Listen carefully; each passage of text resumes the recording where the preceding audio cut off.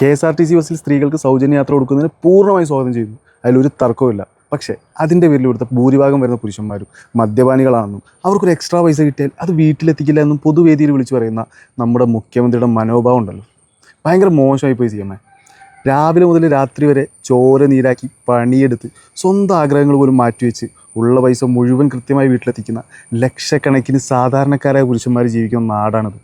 അവർക്കൊരു 5 പൈസ KSRTC ചാർജിൽ ലാഭം കിട്ടിയാൽ അത് വീട്ടിലെത്തില്ല എന്ന് പറയാൻ നിങ്ങൾക്ക് എങ്ങനെ തോന്നി? ഇവിടെ തുച്ഛമായ വരുമാനത്തിൽ ജീവിക്കുന്ന പാവപ്പെട്ട ഓട്ടോ ഡ്രൈവർമാരും കൂലിപ്പണിക്കാരും പ്രൈവറ്റ് കമ്പനിയിലെ ജീവനക്കാരും ഒക്കെയുണ്ട്. ഈ പറയുന്ന ഭൂരിഭാഗം മനുഷ്യരുടെയും കുടുംബം പുലരുന്നത് അവരുടെ അധ്വാനം കൊണ്ടും അവരുടെ പല ആവശ്യങ്ങളും മാറ്റിവെച്ചതുകൊണ്ടും കൂടിയാണ്.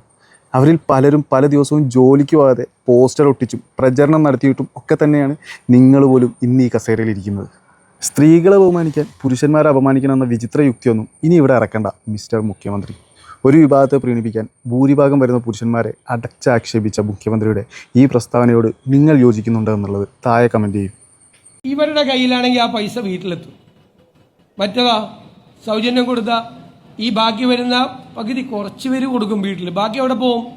ഞാൻ പറയില്ല, ഗവൺമെന്റിന് കിട്ടും പൈസ, സർക്കാരിന് കുഴപ്പമൊന്നും ഉണ്ടാവും.